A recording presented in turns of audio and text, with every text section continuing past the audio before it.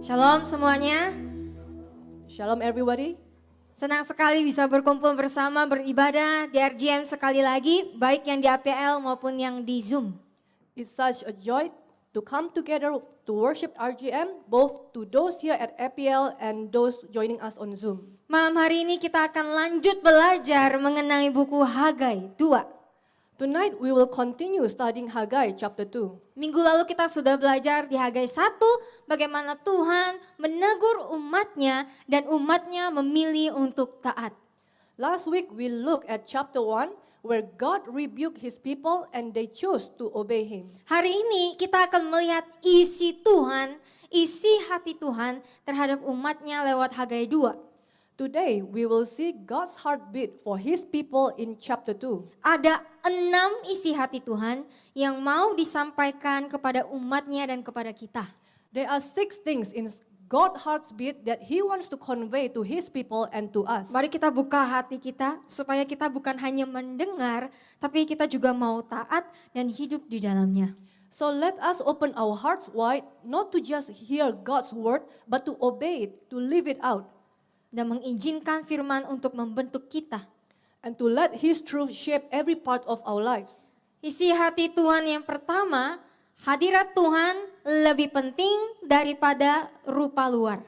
The first heartbeat of God, God's presence matters more than outward appearance. Hagai 2 ayat 1 sampai 3 berkata, pada hari ke-21 bulan ke-7, 17 Oktober 520 sebelum Masehi, tahun kedua pemerintahan Darius Raja Persia, firman Tuhan datang melalui Nabi Hagai berkata, katakanlah kepada Zerubabel bin Saltiel, gubernur Yehuda, dan kepada Yosua bin Yozadak, imam besar, serta kepada sisa-sisa bangsa itu demikian.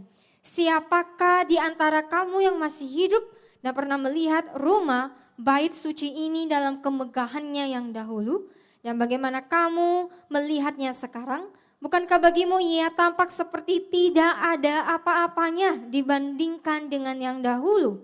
Haggai 2 verse 1 to 3 says, on the 21st day of the 7th month, October 70, 520 BC, the second year of Darius king of Persia, the word of the Lord came by the prophet Haggai saying, speak now to Zerubbabel, the son of Shealtiel, governor of Judah, and to Joshua, the son of Jehozadak, the high priest, and to the remnant of the people, saying, who is left among you who saw this house, temple, in its former glory? And how do you see it now? Does it not seem to you like nothing in comparison? Mengapa Tuhan mengatakan pernyataan ini kepada mereka? Why did God make this statement to them? Tuhan tahu ada banyak generasi yang lebih tua pada waktu itu kecewa. God knew that many of the older generation at that time were disappointed. Mereka pernah melihat kemegahan bait Tuhan di zaman Salomo. Megah, indah, luar biasa. They had once seen the splendor of the temple in Solomon's era, magnificent, beautiful, and glorious. Tapi sekarang, But now, bait yang mereka bangun jauh lebih sederhana.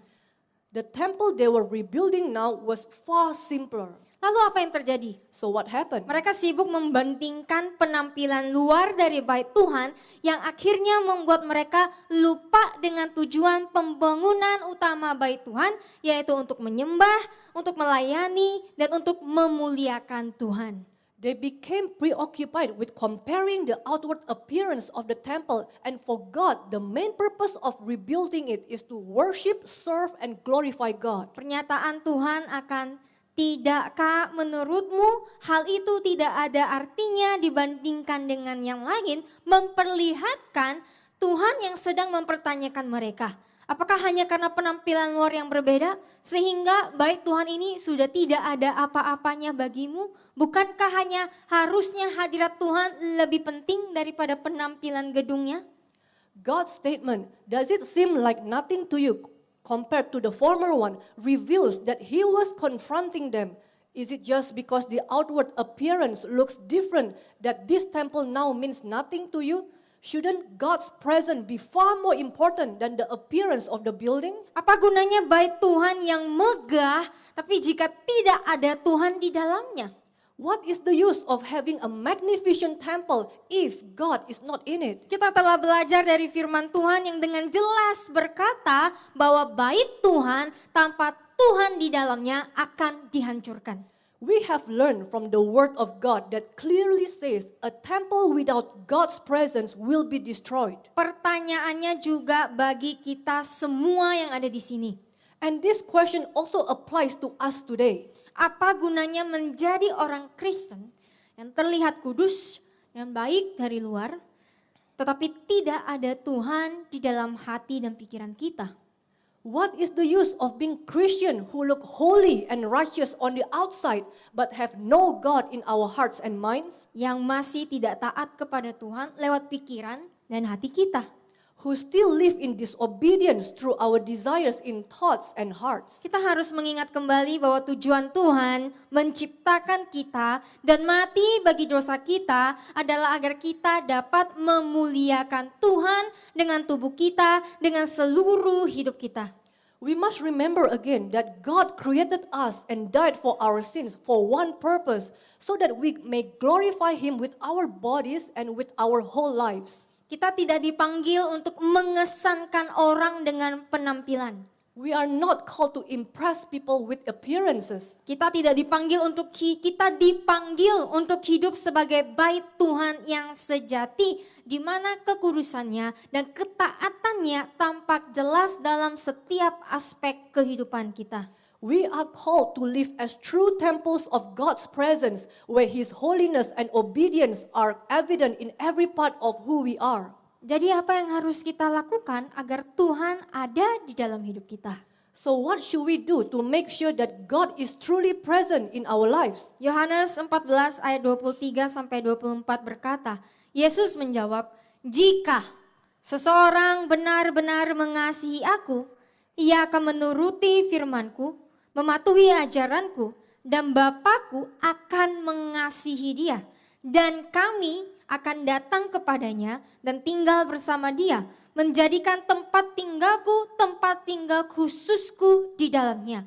Ayat 24, siapapun yang tidak benar-benar mengasihi aku, tidak menuruti dan mematuhi ajaranku, dan ajaran yang kamu dengar dan ikuti bukanlah dariku, tetapi datang dari Bapa yang mengutus aku. John 14 verse 23 to 24 says, Jesus answered, "If a person really loves me, he will keep my word, obey my teaching, and my Father will love him, and we will come to him and make our home abode, special dwelling place with him. Anyone who does not really love me does not observe and obey my teaching, and the teaching which you hear and heed is not mine, but comes from the Father who sent me." Tuhan dengan jelas menyatakan bahwa jika kita ingin hadiratnya tinggal di dalam diri kita, jika kita mau Tuhan mengasihi kita, dan agar tubuh kita menjadi tempat tinggal yang kudus bagi Tuhan, maka tidak ada cara lain. Kita harus mengasihinya, kita harus menaati perintah-perintahnya. Ini adalah perintah. God clearly says that if we want His presence to dwell within us, if we desire His love, and for our bodies to become His holy dwelling place, then there is no other way. We must love Him and we must obey His commands.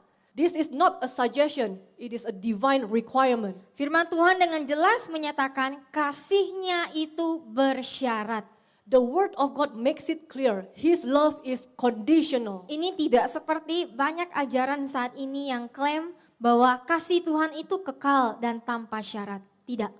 It is not like what many teachings today claim that God's love is unconditional. No. Alkitab menunjukkan kepada kita bahwa kasih Tuhan tinggal bersama mereka yang hidup dalam kebenaran.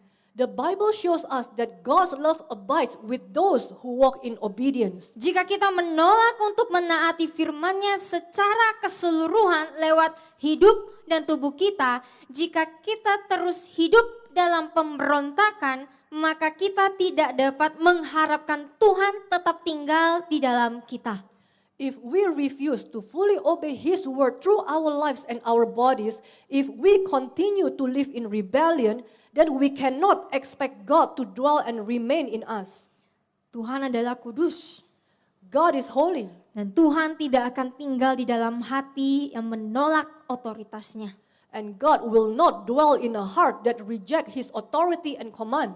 Tuhan tidak mencari penampilan luar, saudara-saudari. God is not looking for outward appearance, brothers and sisters, Tetapi hati yang taat. but for a heart that obeys. Ia ingin tinggal di dalam hidup orang yang mengasihi dan menaati Tuhan. He desires to dwell in the life of those who love and obey Him. Itu adalah isi hati Tuhan yang pertama. This is the first heartbeat of God. Isi hati Tuhan yang kedua, hadirat Tuhan akan menyertai umatnya. Second heartbeat of God, the presence of God will be with His people. Hagai 2 ayat 4 sampai 5 berkata, tetapi sekarang kuatkanlah hatimu Zerubabel, firman Tuhan. Beranilah juga Yosua bin Yozadak, imam besar, dan beranilah hai seluruh rakyat negeri ini, firman Tuhan, dan bekerjalah sebab aku menyertai kamu. Firman Tuhan semesta alam, adapun janji yang aku buat dengan kamu ketika kamu keluar dari Mesir, rohku tetap teguh dan tidak goyah, dan tetap bersama kamu, janganlah takut. Haggai 2 verse 4 to 5 says, "But now be courageous, Zerubbabel, declares the Lord. Be courageous also, Joshua, the son of Jehozadak, the high priest. And be courageous, all you people of the land, declares the Lord. And work, for I am with you, declares the Lord of hosts. As for the promise which I made with you when you came out of Egypt, my spirit stands firm and immovable and continues with you. Do not fear." Tuhan sedang memberitahu mereka bahwa aku akan bersama denganmu. God was telling them, I will be with you. Pernyataan Tuhan ada dengan mereka ketika mereka memilih untuk taat dan setia melakukan pekerjaan Tuhan. His presence would be with them when they chose to obey and remain faithful in doing the work of the Lord. Tuhan menggenapi janjinya untuk bersama dengan mereka ketika mereka memilih untuk taat kepada Tuhan. God was fulfilling His promise to be with them when they choose obedience. Saudara-saudara yang terkasih, kita sering dengar di mana ada hadirat Tuhan, pasti ada kemurahan, kebaikan, damai, sukacita, kekuatan, dan pemulihan dari Tuhan. Dear brothers and sisters, we often hear that where God's presence is, there is mercy, kindness, peace, joy, strength, and restoration. Bukankah kita menginginkan itu semua? Don't we all desire these things? Tetapi apa sih arti dari hadirat Tuhan yang sesungguhnya? But what does the true presence of God really mean? Saudara-saudari masih ingat dengan cerita Adam dan Hawa setelah mereka jatuh ke dalam dosa? Brothers and sisters, do you remember the story of Adam and Eve after they fell into sin? Dikatakan dalam buku Kejadian 3 ayat 8 bahwa ketika mereka jatuh ke dalam dosa, mereka sembunyi dan dari hadirat Tuhan, dan akhirnya Tuhan mengusir mereka dari Taman Eden. In Genesis 3 verse 8, we read that after Adam and Eve sinned, they hid from the presence of God. Eventually, God expelled them from the Garden of Eden. Dosa mereka memisahkan mereka dengan hadirat Tuhan. Their sin separated them from His presence. Dari kisah Adam dan Hawa, kita belajar bahwa ketika kita menyenangkan Tuhan, maka hadirat Tuhan ada di sana. From this story, we learn that when we live in a way that pleases God, His presence remains with us. Tetapi jika kita berdosa, maka hadirat Tuhan tidak bisa bersama dengan kita. Karena Tuhan tidak bisa menoleransi kotornya dosa. But when we choose to sin, His presence cannot dwell with us because God is holy and cannot tolerate the filthiness of sin. Banyak sekali orang Kristen yang berpikir bahwa hadirat Tuhan adalah perasaan saja. Many Christians believe that God's presence is just a feeling. Hadirat Tuhan hanya hadir ketika puji-pujian sambil nangis dan angkat tangan, tumbang terus bahasa roh. Something we experience only when we sing praises, cry, lift our hands, or speak in tongues. Itu semua tidak alkitabiah, saudara-saudari. But brothers and sisters, that view is not biblical. Jika hadirat Tuhan tidak bisa bersatu dengan dosa, kita sudah tahu bahwa hadirat Tuhan sama dengan kekudusan Tuhan. If God's presence cannot dwell with sin, then we must understand that God's presence is inseparable from His holiness. Apa gunanya menangis, mengangkat tangan ketika memuji dan berbahasa roh, tapi masih memilih untuk berdosa di hadapan Tuhan? What is the point of emotional worship, crying, raising hands, speaking in tongue, if we turn around and willingly choose to sin against God? Hadirat Tuhan hanya ada ketika kita memilih untuk hidup kudus di dalam Tuhan. The presence of God is only with us when we choose to live holy lives in Him. Tanpa kekudusan ini kita tidak akan pernah bisa melihat hadirat Tuhan. Seperti yang telah diajarkan di Ibrani 12 ayat 14. Berusahalah untuk hidup dalam damai dengan semua orang dan kejarlah pengudusan dan kekudusan. Tanpa itu, tidak seorang pun akan pernah melihat Tuhan. Without holiness, we will never be able to experience God's presence, as it is taught in Hebrew 12 verse 14, which says, "Strive to live in peace with everybody and pursue that consecration and holiness, without which no one will ever see the Lord." Jadi bagaimana caranya agar kita bisa melihat hadirat Tuhan? So how can we have and see God's presence? Matius 5 ayat 8 berkata, "Berbahagialah yang mengantisipasi kehadirat Tuhan, dewasa secara rohani, orang-orang yang hatinya murni, yang memiliki integritas, keberanian moral, dan karakter yang saleh, sebab mereka akan melihat Tuhan." Matthew 5 verse 8 says, "Blessed, anticipating God's presence, spiritually mature are the pure in heart, those with integrity, moral courage, and godly character, for they will see God." Firman Tuhan dengan jelas berkata, hanya mereka yang murni hatinya.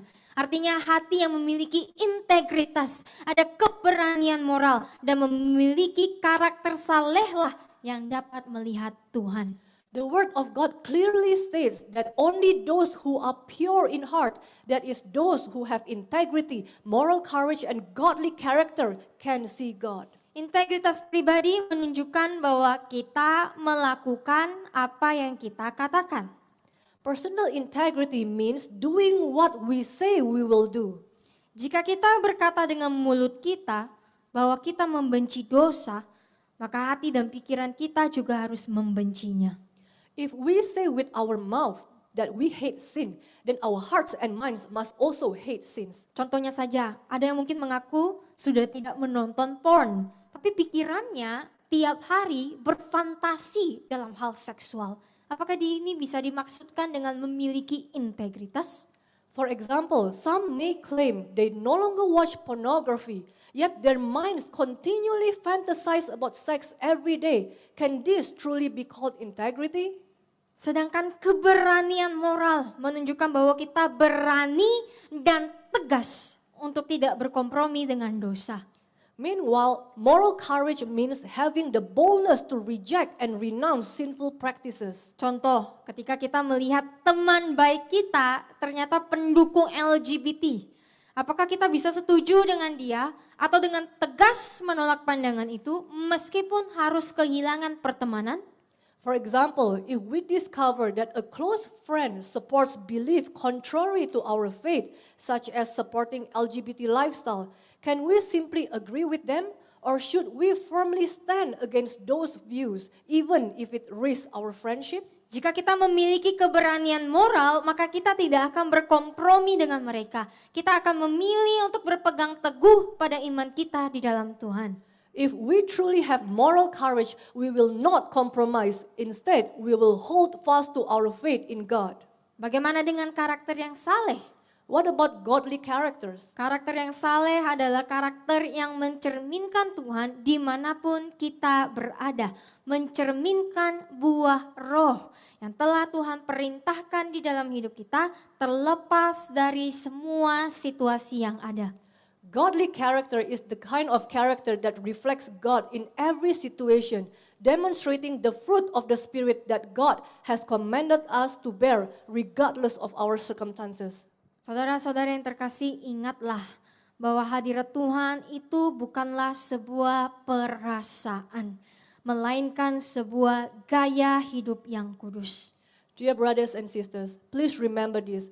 God's presence is not a feeling, it is a lifestyle of holiness. Hadirat Tuhan tinggal bersama umat yang hidup di dalam kekudusan.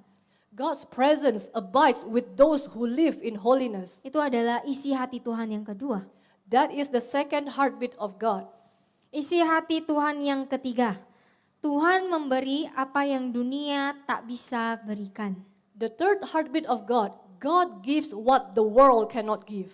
Hagai 2 ayat 6 sampai 9 berkata, sebab beginilah firman Tuhan semesta alam. Sekali lagi, dalam waktu yang singkat, aku akan menggoncangkan langit dan bumi, laut dan daratan. Aku akan menggoncangkan semua bangsa, dan mereka akan datang dengan barang-barang yang diinginkan dan berharga dari semua bangsa. Dan aku akan mengisi rumah ini dengan kemuliaan dan keagungan. Firman Tuhan semesta alam. Ayat 8, perak adalah milikku dan emas adalah milikku. Firman Tuhan semesta alam. Kemuliaan rumah ini yang akan datang akan lebih besar daripada yang dahulu. Firman Tuhan semesta alam. Dan di tempat ini aku akan memberikan damai sejahtera dan kemakmuran yang sempurna. Firman Tuhan semesta alam. Haggai 2 verse 6 to 9 says, For thus says the Lord of hosts, once more in a little while I am going to shake the heavens and the earth, the sea and the dry land. I will shake all the nations, and they will come with the desirable and precious things of all nations, and I will fill this house with glory and splendor, says the Lord of hosts. The silver is mine, and the gold is mine, declares the Lord of hosts. The later glory of this house will be greater than the former, says the Lord of hosts. And in this place I shall give the ultimate peace and prosperity, declares the Lord of hosts. Hagai 2 ayat 6 sampai 9 berbicara tentang guncangan ilahi, di mana Tuhan sendiri mengguncangkan langit dan bumi agar segala sesuatu yang sementara akan lenyap dan yang kekal hanya Tuhan sendiri. Haggai 2 verse 6 to 9 tell us divine shaking, God himself moving heaven and the earth so that everything temporary on the earth will fall away and only what is eternal, which is God himself, will stand. Kemuliaan yang kemudian yang dijanjikan Tuhan jauh lebih besar daripada yang dulu, karena itu menyatakan hadiratnya yang penuh melalui Yesus Kristus. And the later glory that God promises is far greater than the former because it reveals the fullness of his presence through Jesus Christ. Melalui Yesus, kemuliaan Tuhan tidak lagi tinggal di dalam bait yang bersifat fisik, tetapi tinggal di dalam kehidupan orang-orang yang percaya kepadanya. Artinya orang-orang yang taat kepadanya. Through him, the glory of God no longer dwells in the physical temple, but in the lives of those who believe in him, those who trust and obey him fully. Hari ini Tuhan tidak lagi membangun bait dari batu, Today, God is no longer building a temple of stone, melainkan membangun bait rohani, dan kita dipanggil untuk menjadi bait itu. He is building a spiritual temple and we are called to be that spiritual temple. Bait Tuhan yang hidup, yang dibangun di atas Kristus, batu penjuru yang tidak tergoyahkan. The temple of the living God built upon Christ, the unshakable cornerstone. Ketika Alkitab menyebut Yesus sebagai batu penjuru, itu berarti dia adalah dasar dan titik keselarasan hidup kita. When scripture calls Jesus our cornerstones, it means he is the foundation and alignment point of our lives. Segala sesuatu, iman kita, pilihan kita, nilai-nilai kita, identitas kita, semua harus selaras dengan Tuhan. Everything, our beliefs, our choices, our values, our identity, all must line up with him. Tanpa Tuhan sebagai dasar yang sejati, kita akan goyah secara rohani seberapapun megah bangunan hidup kita terlihat dari luar. Without God as the true foundation, we are spiritually unstable no matter how impressive our building looks from the outside. Ini artinya kesatuan, kekudusan, dan ketaatan bukanlah pilihan, tetapi buah yang harus terhubung dengan Tuhan.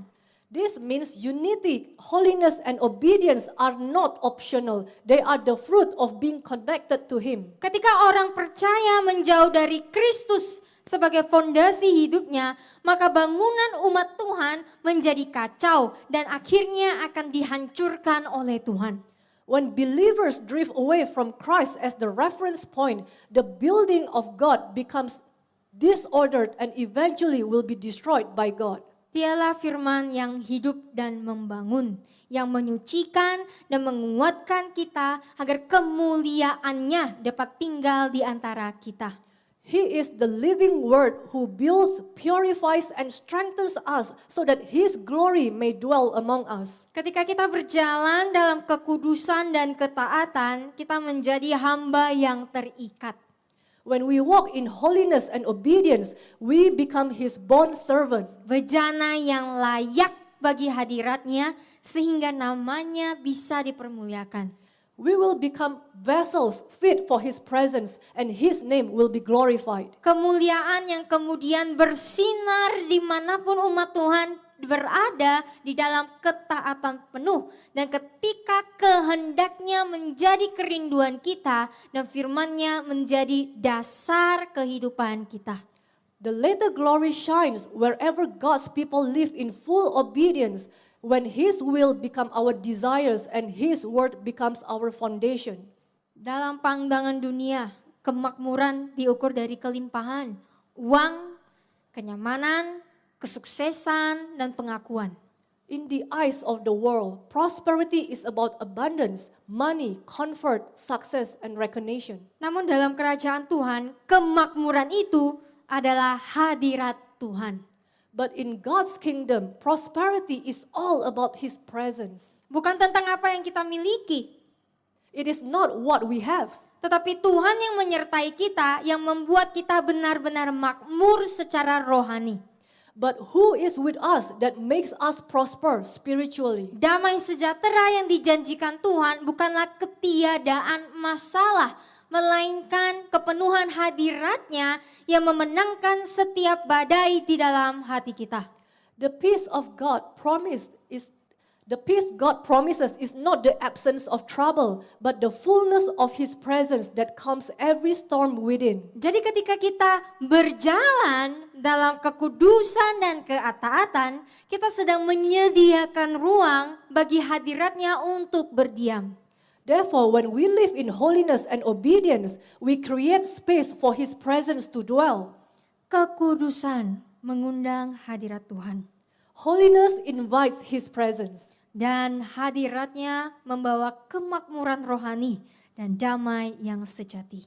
And His presence brings ultimate peace and spiritual prosperity. Kehidupan yang kaya bukanlah yang dipenuhi dengan harta duniawi, karena semua itu hanya sementara. The richest life is not one filled with worldly possessions, because all of these are temporary. Melainkan kehidupan yang dipenuhi dengan roh dan hadiratnya. But one filled with His Spirit and presence. Ketika kita hidup sebagai bait Tuhan yang hidup, murni dan taat, damai sejahteranya akan memerintah dan kemuliaannya akan dinyatakan melalui kita. When we live as the temple of the living God, pure and obedient, His peace reigns and His glory will be revealed through us. Itulah kemakmuran yang sejati, kehidupan yang sepenuhnya dipenuhi dengan damai sejahtera dan hadirat Tuhan yang tidak tergoyahkan. That is the ultimate prosperity, a life completely filled with the unshakable peace and presence of God. Kita akan lanjut ke isi hati Tuhan yang keempat. Kekudusan datang dari dalam. The fourth heartbeat of God, holiness, comes from within. Hagai 2 ayat 10-14 berkata, pada hari ke-24, bulan ke-9, 18 Desember 520 sebelum Masehi, pada tahun kedua pemerintahan Darius, firman Tuhan datang kepada Nabi Hagai berkata, "Beginilah firman Tuhan semesta alam. Tanyakanlah kepada imam-imam tentang hukum ini." Ayat 12.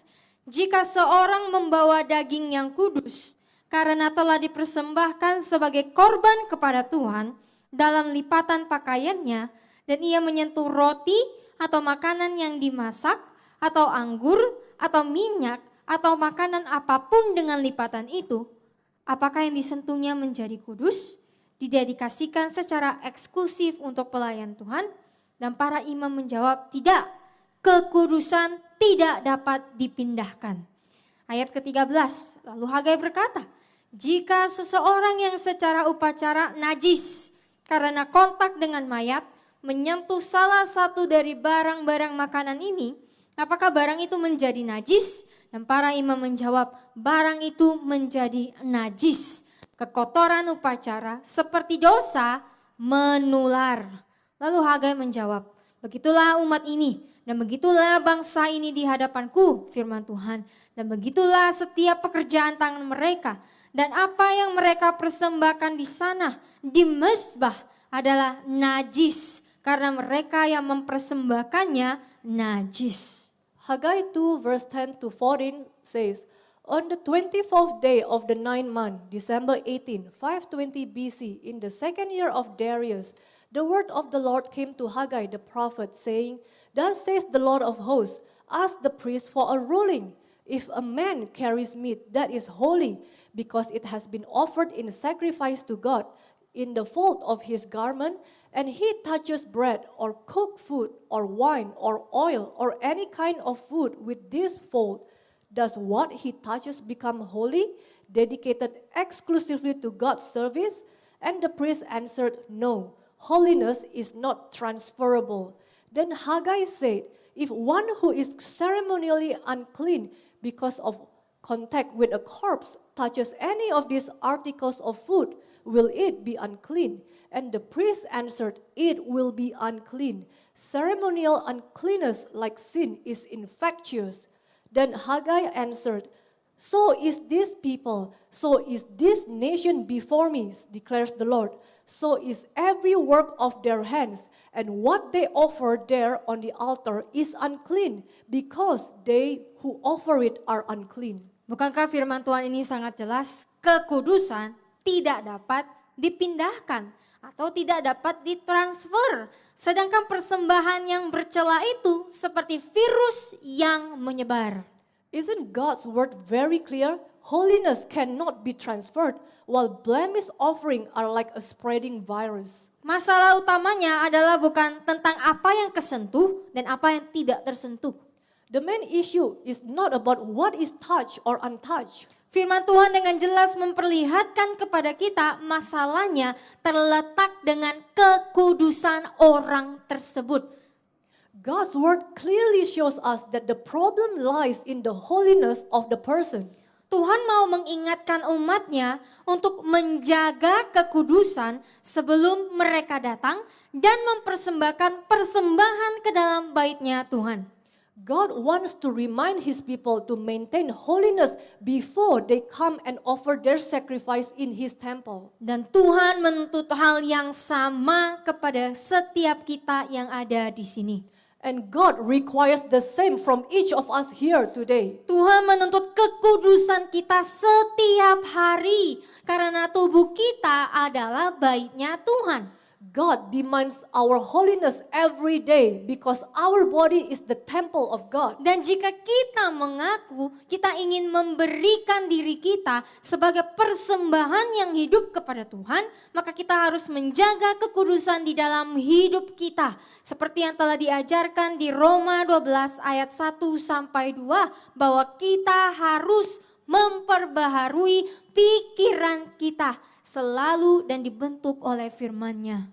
And if we claim to offer ourselves as a living sacrifice to God, then we must keep holiness in our lives, just as it is taught in Romans 12 verse 1 to 2, that we must continually renew our minds and be shaped by His word. Pertanyaannya, apakah pikiran kita sudah terlepas dari ikatan dosa? The question is, have our minds been renewed to break free from the bondage of sin? Apakah pikiran dan seluruh kehidupan kita sudah bisa dipersembahkan sebagai persembahan yang kudus, hidup, dan berkenan kepada Tuhan?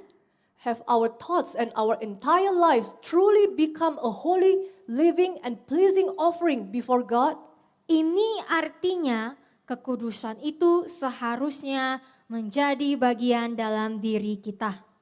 This means that holiness should be part of who we are, Bukan menjadi sebuah aktivitas. not only an activity. Dikatakan di dalam firman bahwa Tuhan itu kudus. Artinya Tuhan tidak melakukan sesuatu baru kudus. The word of God says that the Lord is holy, which means God doesn't do something first to become holy. Apapun yang Tuhan lakukan itu kudus. Dan Tuhan menuntut hal yang sama dengan kita. Everything God does is holy by nature, and God demands the same from us. Tuhan melihat kita kudus bukan dari apa yang kita lakukan saja, bukan. God does not see us as holy only by what we do. No. Tuhan melihat kita kudus ketika kekudusan sudah menjadi bagian dari hidup kita. Semua pikiran, hati, tindakan, dan kerinduan kita mencerminkan kekudusan Tuhan. He sees us as holy when holiness has become a part of our very being. When every thoughts, every desires, every actions, and every intention of our hearts is consecrated for God. Inilah yang dimaksud dengan kekudusan dari dalam. This is what true inner holiness means. Kekudusan bukanlah sesuatu yang kita lakukan, melainkan sebuah identitas. Holiness is not something we do. It is something we become. Kita tidak bisa hanya berkata, oh aku sudah bertobat, aku mau hidup kudus. Tapi pikiran dan hati kita terus-menerus berdosa, terus-menerus membenarkan diri ketika kita jatuh ke dalam dosa. We cannot simply say, I have repented, I want to live a holy life, while our minds and hearts continue to sin and we constantly justify ourselves when we fall. Orang Kristen yang memiliki kekudusan dari dalam akan terus-menerus taat dan menyenangkan Tuhan, baik itu terlihat maupun tidak terlihat di mata manusia. Karena yang dipedulikan hanyalah apa yang Tuhan katakan. Christians who possess inner holiness will continue to obey and seek to please God, whether their actions are seen by others or not. Because what truly matters is not humans' approval, but what God says. Titus 1 ayat 15-16 berkata, bagi orang yang suci dalam hati dan hati nurani, segala sesuatu adalah suci. Tetapi bagi orang yang najis, korup, dan tidak percaya, tidak ada yang suci. Pikiran dan hati nurani mereka pun najis dan tercemar. Ayat 16. Mereka mengaku mengenal Tuhan, mengenali, memahami, dan berkenalan dengannya. Tetapi dengan perbuatan mereka, mereka menyangkal, menolak, dan membelakanginya. Mereka menjijikkan, tidak percaya, tidak taat, tidak setia, dan memberontak. Dan mereka tidak layak dan tidak berguna untuk pekerjaan baik, perbuatan atau usaha apapun. Titus 1 verse 15 to 16 says, to the pure in heart and conscience all things are pure, but to the defiled and corrupt and unbelieving nothing is pure. Their very minds and consciences are defiled and polluted. They profess to know God, to recognize, perceive, and be acquainted with Him, but deny and disown and renounce Him by what they do. They are detestable and loathsome, unbelieving and disobedient and disloyal and rebellious, and they are unfit and worthless for good work, deed or enterprise of any kind. Firman Tuhan berkata, segala tindakan luar kita, jika tidak disertai dengan hati dan pikiran yang murni, maka tindakan kita juga tidak murni, sudah tercemar. The word of God teaches that all our outward actions are impure and defiled if they are not accompanied by a pure heart. Bibir saja bisa mengaku mengenal Tuhan, tapi jika pikiran dan hati tidak murni, maka pikiran dan hati itu akan menuntut kita dalam tindakan yang tidak kudus. We may profess with our lips that we know God, but if our hearts and minds are not pure, they will eventually lead us into unholy actions. Ingat, dosa itu menyebar. Remember, sin spreads. Jika dari hati dan pikiran sudah tidak murni, maka tindakan pun sudah pasti tidak murni. Apapun yang dilakukan sudah bertolak belakang dengan kekudusan Tuhan. If the heart and mind are not cleansed, our action will not be pure either. Everything we do will stand in opposition to God's holiness. Jadi bagaimana? So how? Mazmur 119 ayat 9 sampai 11 berkata, bagaimana seorang pemuda dapat membersihkan jalannya dengan memperhatikan dan menjaga dirinya sesuai dengan firman-Mu, menyesuaikan hidupnya dengan firman-Mu. Ayat 10, dengan segenap hatiku aku mencari Engkau, menanyakan tentang Engkau dan merindukan Engkau. Oh, jangan biarkan aku tersesat atau menyimpang, baik karena ketidaktahuan maupun dengan sengaja dari perintah-perintah-Mu. Firman-Mu telah kusimpan di dalam hatiku, agar aku tidak berdosa terhadap-Mu. Psalm 119 verse 9 to 11 says, how shall a young man cleanse his way? By taking heed and keeping watch on himself according to your word, conforming his life to it. With my whole heart have I sought you, inquiring for and of you, and yearning for you. Oh, let me not wander or step aside either in ignorance or willfully from your commandments. Your word have I laid up in my heart, that I might not sin against you. Pemazmur berkata kita harus selalu berjaga-jaga. The psalmist reminds us that we must always be watchful. Itu artinya kita harus menjaga diri kita sesuai dengan firman Tuhan dan menaati seluruh perintah firman-Nya dengan mencari Tuhan dengan segenap hati kita dan dengan menyimpan firman-Nya di dalam hati kita dan dengan merenungkan firman-Nya supaya setiap langkah yang kita ambil, setiap perkataan yang keluar, setiap tindakan kita tidak berdosa di hadapan Tuhan dan dapat memuliakan Tuhan. It means we must guard our lives according to the word of God and obey all His commands by seeking the Lord with all our hearts, storing His word in our hearts and meditating on it daily. When we do this, every step we take and every word we speak will glorify God. Kekudusan bukan hanya menghindari dosa, Holiness is not only avoiding sin, tetapi juga mengalami transformasi dari dalam oleh firman Tuhan. it is also being transformed from within by the word of God. Tapi ini kuncinya, saudara-saudari. But here's the key, brothers and sisters. Firman Tuhan hanya bisa tersimpan di dalam hati dan hanya bisa direnungkan jika kita melihat firman Tuhan sebagai kesukaan hidup kita, bukan beban, maka kita akan memiliki kekudusan itu dari dalam.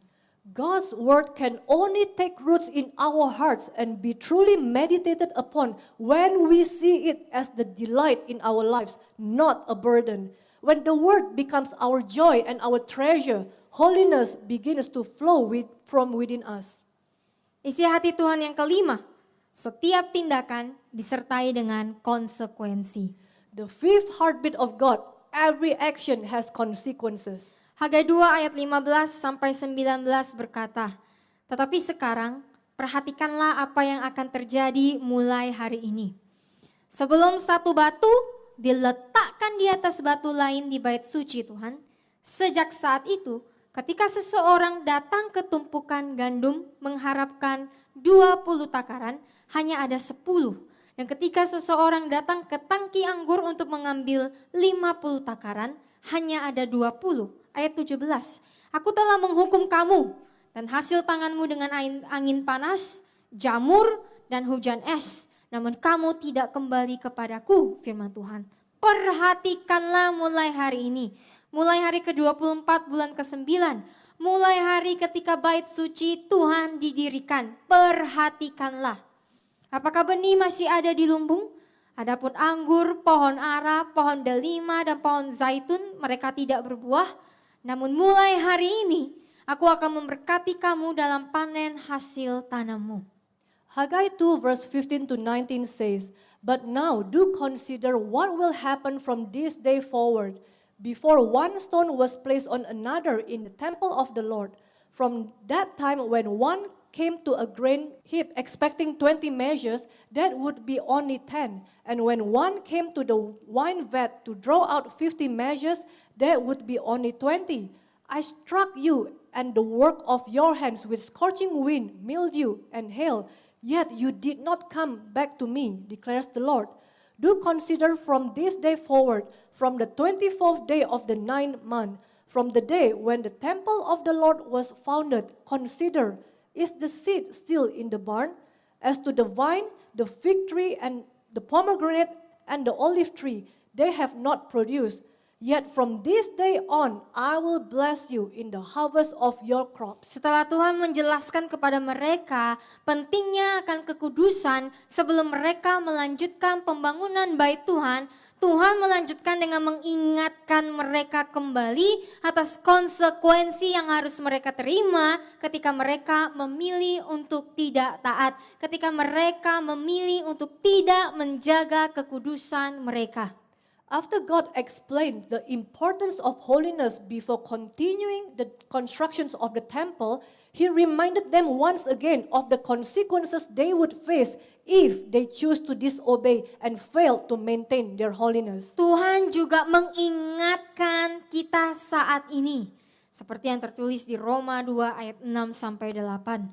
Ia akan membalas kepada setiap orang sesuai dengan perbuatannya dengan adil, sesuai dengan apa yang pantas diterimanya, kepada mereka yang dengan tekun melakukan kebaikan dan mencari kemuliaan, kehormatan, dan keabadian yang tak terlihat namun pasti di surga. Ia akan memberikan karunia hidup kekal. Ayat 8. Tetapi bagi mereka yang serakah, egois, dan tidak taat kepada kebenaran, tetapi merespons kejahatan, akan ada murka dan kemarahan. Every action we take carries consequences. Romans 2 verse 6 to 8 says, "He will pay back to each person according to his deeds, justly as his deeds deserve. To those who by persistence in doing good seek unseen but certain heavenly glory, honor, and immortality, He will give the gift of eternal life. But for those who are selfishly ambitious and self-seeking and disobedience to the truth, but responsive to wickedness, there will be wrath and indignation." Tuhan tidak buta, saudara-saudari. God is not blind, brothers and sisters. Tuhan melihat dengan keadilannya. Tuhan akan meminta setiap kita untuk mempertanggungjawabkan setiap tindakan hidup kita. He sees everything, and in His perfect justice, He will require each of us to give an account for every action we have taken in our lives. Saudara mungkin bisa berpikir bahwa dosa yang ada di pikiran, hati, atau perkataan yang keluar ketika saudara sedang sendiri dan tidak ada yang melihat ataupun mendengar, makanya saudara masih melakukan dosa itu. Tapi ingat, Tuhan tahu. Dan Tuhan akan meminta pertanggungjawaban dari hal itu. You may think that the sins committed in your mind, in your heart, or in words spoken when you are alone, unseen and unheard by others are acceptable. And so you continue sinning deliberately. But God knows and He will hold you accountable. Orang Kristen yang mau hidup kekal akan terus mencari kemuliaan Tuhan. Those who truly desires eternal life will seek the glory of God above all else. Sedangkan mereka yang egois dan hanya mencari kepuasan diri sendiri, yang tidak mau taat akan kebenaran firman, akan menerima murka dan kemarahan Tuhan. But those who are selfish, who only pursue their own satisfaction and refuse to obey the truth of God's word, will face His wrath and righteous anger. Saudara-saudari mau yang mana? Mau murka atau hidup kekal? So I ask you, brothers and sisters, do you want God's wrath or eternal life? Jika mau hidup kekal, pilihlah untuk selalu bertekun dan menaati Tuhan. Seperti yang telah diingatkan di Yakobus 4 ayat 17. Jadi siapapun yang tahu apa yang benar, untuk dilakukan, tetapi tidak melakukannya, baginya itu adalah dosa. If you desire eternal life, then choose to remain steadfast in obeying God, as you have been reminded in James 4, verse 17, which says, "So any person who knows what is right to do, but does not do it, to him it is sin." Taatilah Tuhan selama masih bisa. Obey God while we still can. Jangan tunda lagi. Do not delay. Karena menunda untuk taat akan firman-Nya adalah ketidaktaatan. Because delaying to obey His commands is disobedience. Isi hati Tuhan yang terakhir. Tuhan memiliki otoritas tertinggi. The last heartbeat of God, God holds the highest authority. Hagai 2 ayat 20-23 berkata, dan sekali lagi firman Tuhan datang kepada Hagai pada hari ke-24, bulan itu 18 Desember 520 sebelum Masehi, firman-Nya, katakanlah kepada Zerubabel gubernur Yehuda, aku akan menggoncangkan langit dan bumi. Aku akan di masa yang akan datang menggulingkan tahta-tahta kerajaan dan menghancurkan kekuasaan kerajaan-kerajaan bangsa-bangsa yang tidak beriman. Dan aku akan menggulingkan kereta-kereta dan mereka yang menaikinya, dan kuda-kuda beserta penunggangnya akan jatuh, masing-masing oleh pedang saudaranya, menghancurkan satu sama lain. Ayat 23, pada hari itu firman Tuhan semesta alam, aku akan mengambil engkau, Zerubabel, anak Saltiel, hambaku, firman Tuhan, dan aku akan menjadikan engkau melalui Mesias keturunanmu, seperti cincin meterai, sebab aku telah memilih engkau sebagai yang akan aku perbarui perjanjianku dengan keturunan Daud, firman Tuhan semesta alam. Haggai 2 verse 20 to 23 says, "And again the word of the Lord came to Haggai on the 24th day of the month, December 18, 520 BC, saying, Speak to Zerubbabel, governor of Judah, saying, I am going to shake the heavens and the earth. I will in the distant future overthrow the thrones of kingdoms and destroy the power of the kingdoms of the ungodly nations. And I will overthrow the chariots and those who ride in them, and the horses and their riders will go down, everyone by the sword of his brother, annihilating one another. On that day, declares the Lord of hosts, I will take you, Zerubbabel, the son of Shealtiel, my servant, declares the Lord, and I will make you, through the Messiah, your descendant, like a signet ring. For I have chosen you as the one with whom to renew my covenant to David's line, declares the Lord of hosts." Buku Hagai ditutup dengan nubuatan Tuhan akan Yesus yang akan ke dunia dan memiliki otoritas penuh dan menguasai dunia dan surga. The book of Haggai closes with God's prophecy that Jesus will come into the world to have full authority and rule over both heaven and the earth. Dan pemenuhan ini merupakan janji yang telah Tuhan buat bersama dengan Daud, dan salah satu keturunan Daud terjadi lewat Zerubabel. This fulfillment is part of the promise God made to David, and one of David's descendants came through Zerubbabel. Dan Zerubabel ini merupakan cucu dari Raja Yehoyakin. Kalau saudara masih ingat, dia adalah raja yang sangat jahat di mata Tuhan.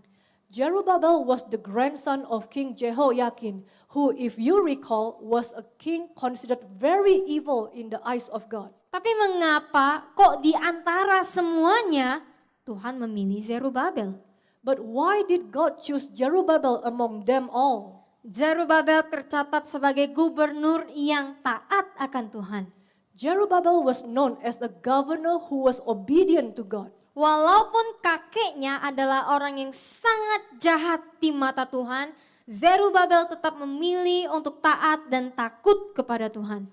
Even though his grandfather was a very wicked man in the eyes of God, Zerubbabel chose to obey and fear God. Ini artinya ketaatan seseorang tidak tergantung dengan garis keturunan dan masa lalu di dalam keluarga. This shows us that a person's obedience does not depend on their lineage or family history. Ya, memang benar bahwa orang tua harus menjadi teladan dalam takut akan Tuhan dan mengajarkan anak untuk takut kepada Tuhan. Yes, it is true that parents must be role models in fearing God and teaching their children to do the same. Tapi pada akhirnya ketaatan seseorang untuk Tuhan merupakan keputusan pribadi. But ultimately, obedience to God is a personal decision. Tidak ada alasan lagi bagi seorang anak yang sudah menerima Tuhan berkata, aku marah-marah, soalnya papa mamaku juga marah-marah. There is no longer any excuse for a child who has accepted God to say, I'm angry because my parents are angry. Tidak ada alasan lagi untuk menyalahkan situasi. We cannot blame our circumstances anymore. Dan tidak ada alasan lagi untuk tidak bisa taat lagi. Yang menjadi pertanyaannya, apakah kita mau atau tidak mau untuk taat? Obedience is simply a matter of whether we choose to follow God or not. Jadi bisakah kita semua yang ada di sini mengambil keputusan yang tegas untuk taat kepada Tuhan sepenuhnya? So can we all make a firm decision today to be fully obedient to God? Sebagai seorang gubernur, apakah Zerubabel tidak terguncang oleh kekuatan bangsa-bangsa di sekitar Israel? As a governor, was Zerubbabel not shaken by the power of the nations surrounding Israel? Apalagi negara yang siap menaklukkan mereka? Especially those who were ready to conquer them again. Meskipun mereka memiliki cukup untuk hasil sehari-hari, apa yang bisa mereka lakukan jika mereka diserang oleh negara-negara kuat di sekitarnya? Even though they had enough resources for their daily needs, what could they do if attacked by these powerful nations? Namun Tuhan mengetahui hal ini. But God knows this, Dan Tuhan menjamin hambanya. and God guaranteed His servant. Tuhan berkata, aku akan mengambilmu hambaku. He said, with the promise, I will take you, my servant. Tuhan bisa dan Tuhan tahu bagaimana dia perlu menolong hambanya. God can help, and He knows exactly how to help those who serve God. Namun, apakah kita berada di sisi Tuhan? But are we truly on God's side? Ingatlah bahwa hamba Tuhan hanya melakukan kehendak Tuhan saja. Remember, God's servant only do the will of their master. Apa yang akan terjadi jika saudara ingin menjadi tuan atas diri saudara sendiri? So what happens if you choose to be your own master? Saudara, kegelapan, kejahatan, dan kebinasaan dunia tidak bisa dikalahkan oleh manusia. Brothers and sisters, we cannot defeat the darkness, evil, and destruction of this world. Kita harus akui bahwa kita membutuhkan Tuhan. We must acknowledge that we need God. Rendahkan diri kita dan taatlah. Humble yourself and obey. Jika tidak, kita akan dihancurkan. Jika tidak dihancurkan sekarang, maka di hari penghakiman nanti. If not, destructions awaits, not necessarily now, but certainly on the day of judgment. Selain itu firman berkata bahwa Tuhan berkehendak dan sedang melakukan sesuatu, menggulingkan tahta, menghancurkan kekuasaan dunia. Mengapa? Apa yang Tuhan lakukan? After that, the word said that God will and is actively doing something, overthrowing the throne and destroying the power of the world. But why? What exactly will God do? Pernahkah kita mempertimbangkan apakah tindakan kita layak di hadapan Yesus sebagai Raja yang duduk di pengadilan? Have we ever stopped to consider whether our actions are worthy before Jesus, the King who sits on the judgment seat? Ketika Tuhan bertanya, apakah kamu telah menaati apa yang Bapakku tuntut dari kamu? Bisakah saudara menjawab, iya? When God asks, have you obeyed what my Father has demanded of you? Will you be able to answer yes? Roma 1 ayat 18 berkata, karena murka dan kemarahan Tuhan yang kudus dinyatakan dari surga terhadap segala kejahatan dan ketidakbenaran manusia, yang dalam kejahatan mereka menindas dan menghalangi kebenaran serta membuatnya tidak berdaya. Romans 1 verse 18 says, "For God's holy wrath and indignation are revealed from heaven against all ungodliness and unrighteousness of men, who in their wickedness repress and hinder the truth and make it inoperative." Jika firman Tuhan tidak berlaku dalam hidup saudara, murkanya akan menimpa saudara. If the word of God is inoperative in your life, His wrath is upon you. Artinya jika hidup saudara tidak mau diatur oleh perintah-perintah Tuhan dan hukum-hukum Alkitabiahnya, karena kita dengan sengaja mengabaikan atau menindas semua hukum itu, yang akan kita terima hanyalah murkanya dari sekarang sampai selama-lamanya. Meaning, if your life is not governed by His precepts and biblical laws because you deliberately ignore or suppress the word of God, what you will receive is His wrath from now to eternity. Saudara-saudari, isi hati Tuhan masih diberikan untuk umatnya hari ini. Brothers and sisters, the heartbeat of God still beats for His people today, Untuk saudara dan saya. for you and for me. Semua isi hati Tuhan ini membentuk satu ritme ilahi. All these heartbeats form one divine rhythm. Ia merindukan hati yang memilih kekudusan, bukan kemunafikan. He longs for hearts that choose holiness, not hypocrisy. Ketaatan bukan kompromi. Obedience, not compromise. Ia merindukan ketaatan dari dalam dan hubungan intim dengannya daripada kegiatan rohani. He longs for obedience from within and intimate relationship over rituals. Maka malam ini semoga kita tidak hanya mendengar isi hati Tuhan saja. So tonight, may we not just hear the heartbeat of God, tetapi hidup selaras dengan isi hati Tuhan itu. but live in tune with it. Mari kita selaraskan langkah kita dengan ritme Tuhan. Let us align our steps to His rhythm. Taat ketika Tuhan berbicara. Obey when He speaks. Bertobat ketika Tuhan menegur. Repent when He convicts. Dan percaya ketika Tuhan memimpin. And trust when He leads. Tanyakan pada diri saudara malam ini. Ask yourself tonight, Apakah aku benar-benar telah hidup sebagai bait Tuhan yang suci dan taat kepadanya? have I truly been living as the temple of God? Akankah aku tetap menjadi pendengar yang hanya mendengar firman-Nya? Atau akankah aku bangkit menjadi pelaku yang taat akan firman-Nya setiap hari? Will I stay as listeners who only listen to His word? Or will I rise as doers who live it daily? Akankah aku benar-benar berjalan dalam ketaatan penuh terhadap isi hati Tuhan? Will I truly walk in full obedience to the heartbeat of God? Mari kita berdoa. Let us pray. Bapa di sorga, terima kasih buat firman-Mu malam ini. Father in heaven, thank you for your word tonight. Kami berdoa Tuhan agar setiap kami yang ada di sini tidak hanya menjadi pendengar saja, tetapi juga pelaku akan firman-Mu. We pray, Lord, that each of us here will not only be listeners but also doers of your word. Mampukanlah kami Tuhan dengan kasih karunia-Mu. Enable us, Lord, with your grace Dan berikanlah kami hikmat untuk menolak dosa. and give us the wisdom to reject sin. Terima kasih Tuhan. Thank you, Lord. Biarlah seluruh kehidupan kami bisa memuliakan-Mu. May our entire lives glorify you.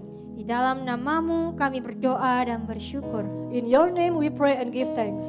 Amin. Amen. Terima kasih Tuhan memberkati. Thank you and God bless.